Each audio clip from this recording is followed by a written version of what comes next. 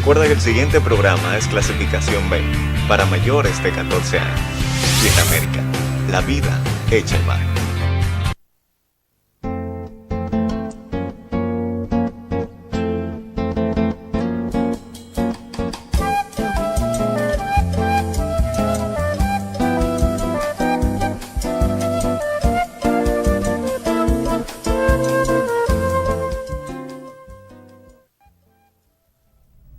Saludos, país, voz para el cambio en su primera entrega del año 2013.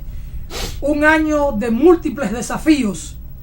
Un año del bicentenario del natalicio del padre de la patria, general Juan Pablo Duarte. Un año entonces que nos marca en las ideas del patricio. Un año que nos compromete y nos desafía a hacer realidad de una vez y por todas el sueño, la aspiración de Juan Pablo Duarte, de una patria libre, soberana e independiente. Pero es al propio tiempo un año del 50 aniversario del asesinato de Manolo Tavares Justo. Y es justo entonces que dediquemos esta entrega a analizar el ideal de ambos patricios, de Juan Pablo Duarte en el marco del bicentenario y de Manolo Tavares Justo en el marco de su 50 aniversario de haber sido asesinado. Y digo asesinado porque es la palabra que encaja. Manolo Tavares Justo en las Manaclas se entregó a las fuerzas regulares en manos del hoy general retirado Ramiro Matos González y fue ejecutado. Y al decir de don Iván Rodríguez, ejecutado con saña, porque le rayaron el cuerpo de más de 50 bayonetazos. La bayoneta es aquel fusil o aquella arma que tiene una especie de cuchillo en la punta, y entonces rasgaron su cuerpo con saña, con odio, lo mismo que hicieron con el coronel de Abril. Y para estas cosas un día tiene que haber justicia, y no hablo de justicia divina, hablo de justicia en la tierra, porque con los héroes de una patria no se puede jugar, no se puede jugar. Entonces este año 2013 tiene esos desafíos para nosotros los dominicanos, desafíos que nos llevan a actuar, a trabajar, a pensar en aras de que sus ideales puedan encontrar la concreción necesaria para una patria digna, para una patria libre o para una patria digna de mejor suerte, como habló el patricio. Por eso, en esta primera entrega, y así tendremos otras en el discurrir de este mes y del mes de febrero, con hombres que han entregado lo mejor de su vida para llevar a feliz término el sueño, el ideal de estos grandes de la patria. Vamos a conversar con don Rafael Chalhú Mejía, fundamentalmente de Manolo, porque Rafael Chalhú Mejía hizo parte de esa generación llamada Manolo y estuvo en uno de los frentes guerrilleros que en el año de 1963 buscaban restituir la Constitución y el gobierno constitucional que fue depuesto por un golpe de Estado y que encabezaba Juan Bosch y Gaviño. Así es que conversemos con Rafael Chalhú Mejía, un hombre de la historia y un hombre que conoce y vivió aquellos momentos trascendentes en la vida política de la República Dominicana. Don Rafael, saludos, nos alegra tenerlo ya por segunda vez en este espacio Voz para el Cambio, que es una ventana de opinión, de compromiso con la patria, de compromiso con el ideal duartiano. Y para iniciar, bueno, quisiéramos una reflexión suya de cómo impactó, cómo valoró Manolo Tavares Justo el pensamiento, el ideal y el ejemplo del padre de la patria de Juan Pablo Duarte. Gracias, Alfonso. Buen día, buen año para usted y los amables televidentes. Y felicitarlo no solo por el advenimiento de un año nuevo, sino por el hecho de prestarle la atención debida a estas fechas emblemáticas de la historia de nuestro país y de nuestro pueblo, y a estos personajes del tipo de Juan Pablo Duarte y de Manolo Tavares, que fue su continuador. Yo pienso que uno es la continuación del otro. Duarte luchó por una patria libre, soberana, independiente de toda dominación extranjera, y esa fue precisamente una de las consignas y una de las banderas de lucha de Manolo Tavares y el movimiento que él encabezó, el movimiento revolucionario 14 de junio. Duarte no solo fue un patriota, sino también un demócrata, un hombre que creyó en la diversificación de los poderes, un hombre que creyó en la real separación de los poderes y en el respeto a la voluntad del pueblo, hasta el punto de que, siendo proclamado por uno de sus compañeros, el general Ramón Matías Mella, en Santiago, como presidente, dijo que no, que era por el voto popular que él quería llegar a la primera magistratura del Estado. Duarte fue un hombre honrado a carta cabal, un ejemplo de honradez, de moral, de buena conducta, de pulcritud en el manejo de los fondos públicos. Y Manolo Tavares luchó por eso también. Entonces yo pienso que hay una relación, un hilo de continuidad entre el pensamiento, los ideales y la obra del primero, del patricio, y esas mismas cualidades o mismos atributos en el pensamiento, la acción y el ejemplo del segundo. Pienso que Manolo fue la mejor continuación de Duarte a partir de la muerte de Trujillo, antes de la muerte de Trujillo, porque él se levantó a luchar desde mucho antes del fin de la dictadura de Trujillo. Manolo había sido de la Juventud Democrática, que fue parte de la resistencia interna en los años 40, en plena era del terror trujillista. Y pienso que Duarte fue una de sus mejores fuentes de inspiración. Si yo le pido a Rafael Chalhú Mejía que nos haga aquí una síntesis de Manolo Tavares Justo y su dimensión como revolucionario, ¿cuál pudiera ser esa síntesis, don Chalhú?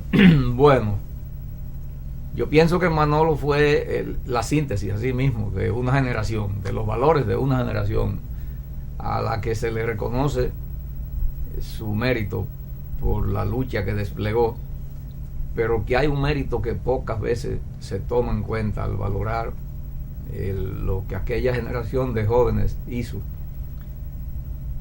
Esos jóvenes habían sido formados en la cultura de la sumisión, de la obediencia incondicional, educados para obedecer y guardar silencio, formados para rendirle tributo al dios de la tierra, que era Trujillo, y a todos los símbolos del poder. Y aún en aquella situación de opresión, de enajenación, de oscurantismo y de terror, ellos tuvieron el mérito de levantarse.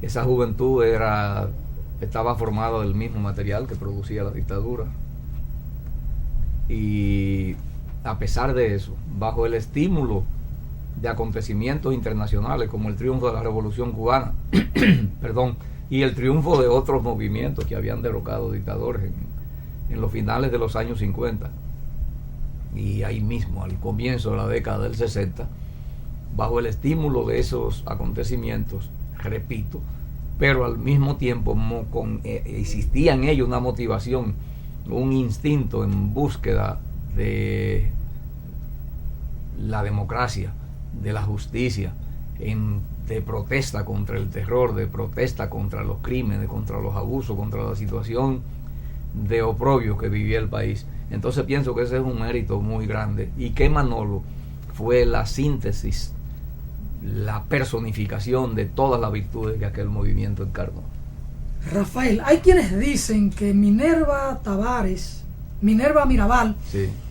era mucho más lúcida que Manolo y mucho más decidida. ¿Manolo era Manolo por sí mismo, o Manolo era Manolo por Minerva, o de alguna manera se complementaban Manolo y Minerva? Es posible, porque Minerva fue una mujer excepcional, una mujer que se adelantó a su época. Basta oír los testimonios de quienes la trataron más de cerca y pensar en lo que ella hizo. Ella fue la bujía inspiradora de la organización del movimiento clandestino 14 de junio, porque es bueno que la gente sepa que aquí existía una oposición a Trujillo, un sentimiento, una disconformidad, pero dispersa. Y cuando vino la expedición del 14 de junio de 1959 por Constanza Maimón y Estero Hondo, aquella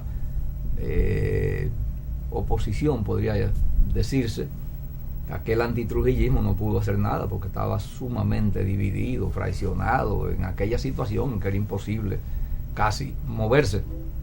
Y al producirse aquella matazón de tantos jóvenes, de lo mejor de la juventud antitrujillista del exilio y de 20 o 25 combatientes internacionalistas que vinieron aquí o tal vez más a luchar por la libertad de nuestra patria, aquella generación de jóvenes se sintió emplazada moralmente y se decidió entonces a dar la pelea.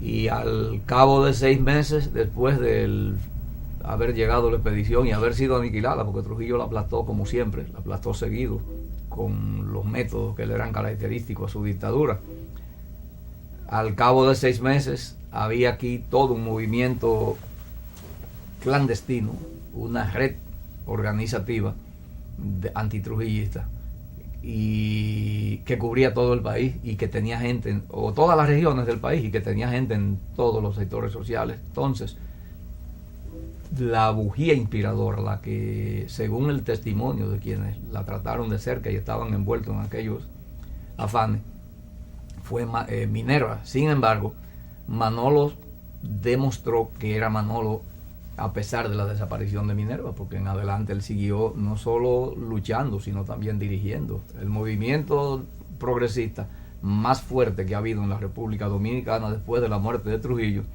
y que hasta la fecha no ha encontrado su reemplazo. Sí, según testimonio cuentan que Minerva en una reunión, creo que en Valverde Mao, de los jóvenes del 14 de junio, fue la más enérgica y planteó allí que si los cubanos pudieron derrotar a Batista, los dominicanos también podían derrotar a Trujillo. Y un poco como que este discurso de Minerva marca el dispositivo de energía de aquel grupo de jóvenes. Sí, se dice que fue un estímulo determinante el comportamiento de Minerva Mirabal en aquellos meses. Desde luego que las condiciones, el liderazgo de Manolo era una cosa incontratable. Él era superior a todos los que se habían agrupado junto con él. Por eso fue electo presidente del movimiento, aún en la clandestinidad. Ambos de muchas luces, porque los dos habían estudiado Derecho en la Universidad de Santo Domingo. Comparar quién era más, si el uno o el otro, yo pienso que eso no tiene sentido, porque primero los dos dieron su vida por esta causa, se entregaron a tiempo completo por la causa de la libertad, de la justicia, de la democracia, y aparte de eso eran esposos. A propósito de esto, Chalhuy, del amor, porque el amor lo atraviesa todo. Sí. ¿Qué amor era más fuerte entre Manolo y Minerva? ¿El amor a la patria o el amor entre ellos? No, eso es... No hay cómo medirlo. No hay cómo medirlo. No. Don Rafael, ¿cómo valorar la acción de Manolo en un momento sumamente difícil, en una coyuntura tan especial de convulsión política en la sociedad dominicana, de Manolo irse a la montaña con un frente guerrillero en múltiples unidades? Sí. En El Ceibo, en San Francisco, en Nagua, en Las Manaclas, en Puerto Plata. 6 frentes de un foco guerrillero importante.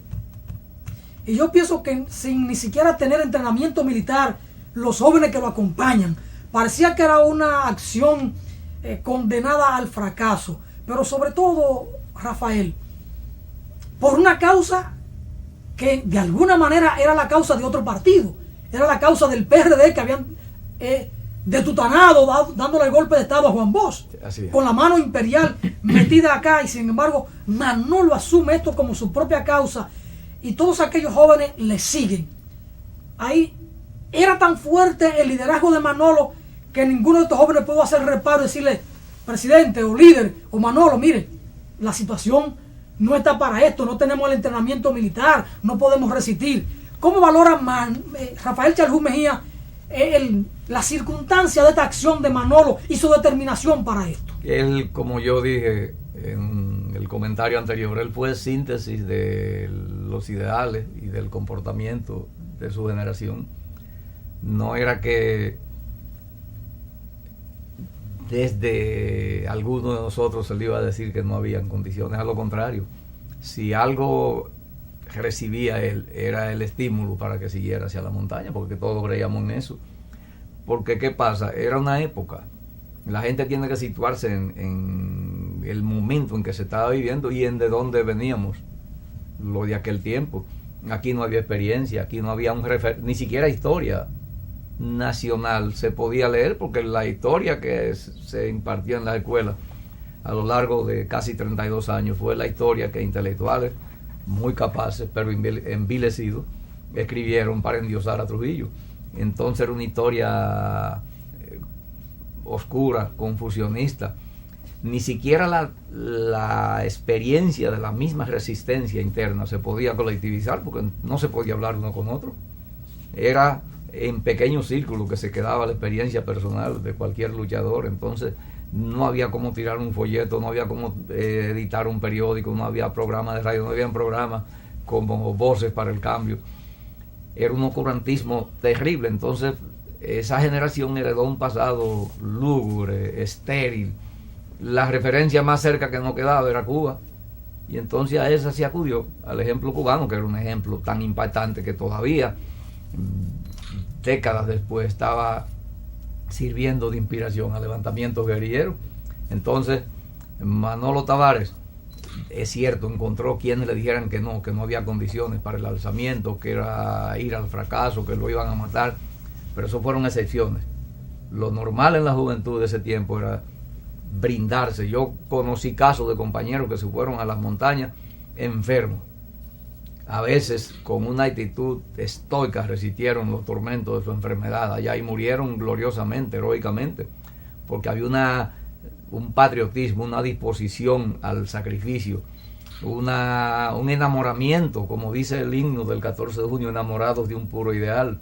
Entonces era una situación que hay que ubicarse en ella para uno darse cuenta, para juzgar aquel acto, para apreciar el desprendimiento, el patriotismo, la seriedad y la nobleza de Manolo y su compañero. Manolo había llamado a no votar, ese no era su gobierno, y el resultado de esas elecciones no fue lo que él deseó. Sin embargo, cuando el golpismo, la bestia parda del golpismo, canceló las libertades, él se sintió emplazado y en la necesidad de volver a la carga y lanzarse a la insurrección. Entonces eso fue un error. Bueno, yo digo que si fue un error noble, porque él pagó con su sangre, él había empeñado su palabra. Él mismo en uno de sus discursos reconoció que en más de una vez lo moral en él había pesado más que el cálculo político. Y entonces era un hombre tan íntegro. ¿Pudiera decirse que el compromiso de Manolo con su palabra era su debilidad? No, yo pienso que eso fue un mérito. Porque si hay muchas cosas hoy en la vida política, son hombres sin palabra.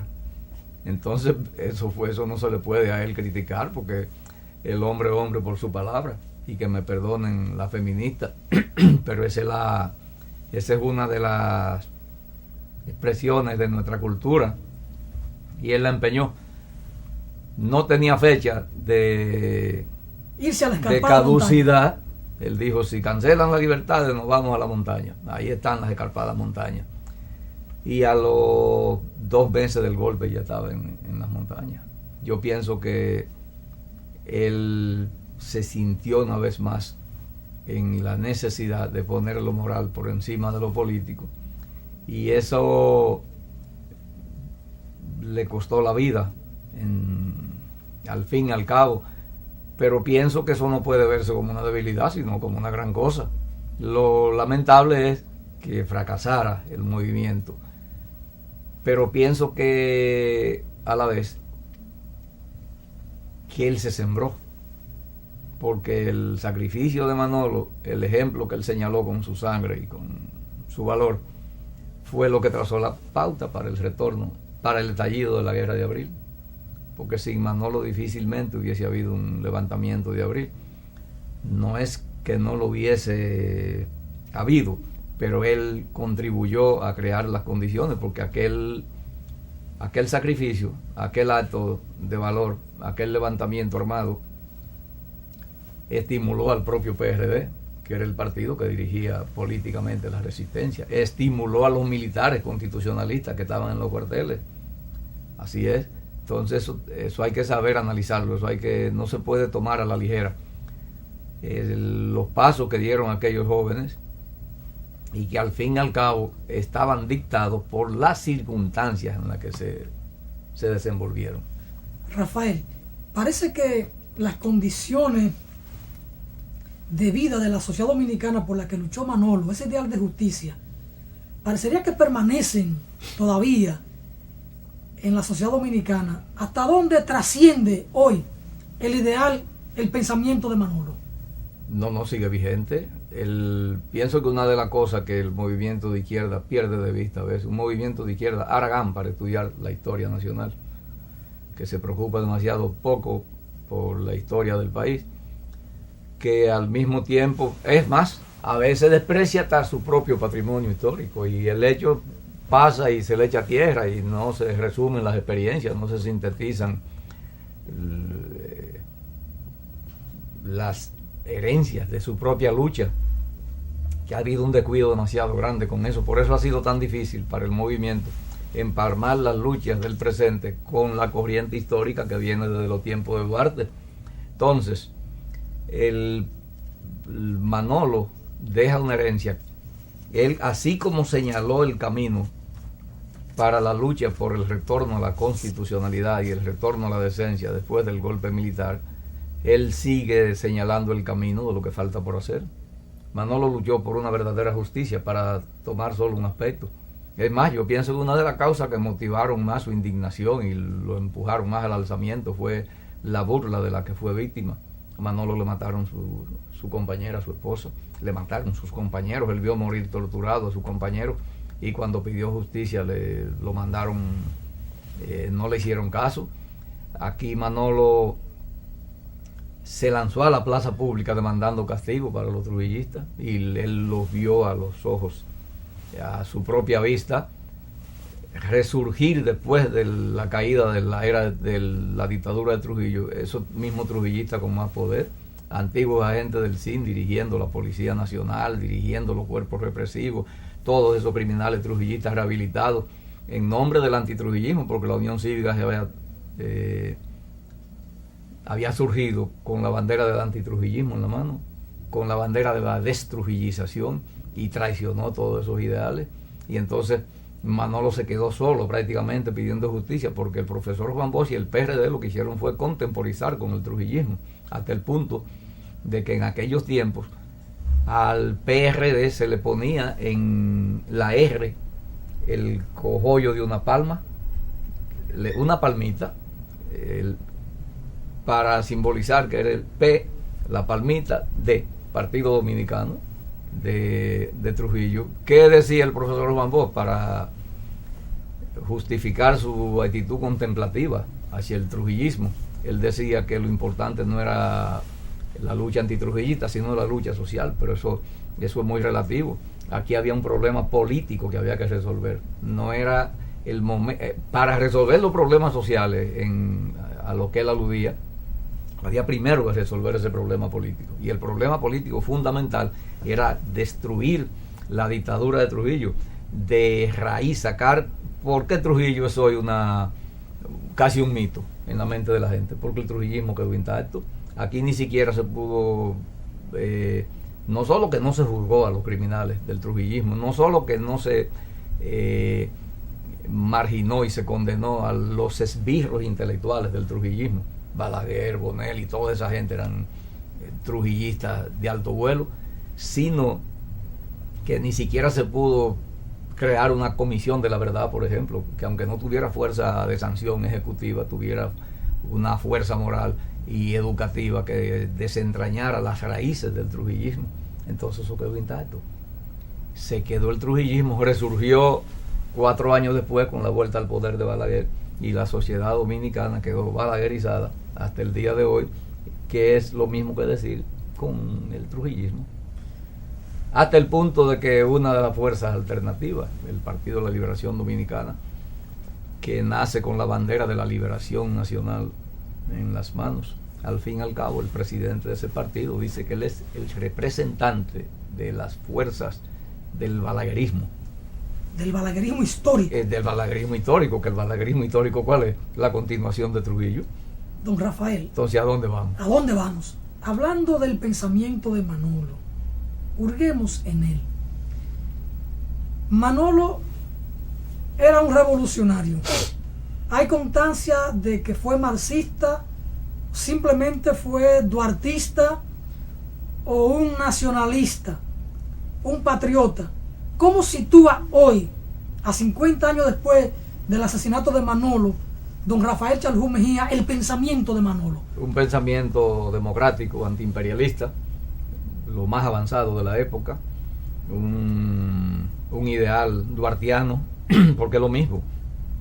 No hay diferencia entre la lucha entre el pensamiento democrático y antiimperialista y el pensamiento de Duarte. Duarte fue, como yo lo dije al principio, patriota y demócrata al mismo tiempo, de toda potencia extranjera, dijo Duarte, para no hablar ya de Luperón, que al imperialismo yanqui lo llamó por su nombre, le dijo a sí mismo, el imperialismo yanqui. Oiga, entonces Manolo fue un continuador del pensamiento duartiano y al mismo tiempo, pero en los tiempos en que la potencia que oprimía a la República Dominicana no era Haití ni España, sino Norteamérica, y la enfrentó como nadie en aquel tiempo. Él fue un tribuno y un abanderado de la lucha contra el imperialismo norteamericano. Ahora bien, además de eso, a mí me consta por mi experiencia personal lo siguiente: en octubre de 1962 aquí se organizó el primer cursillo,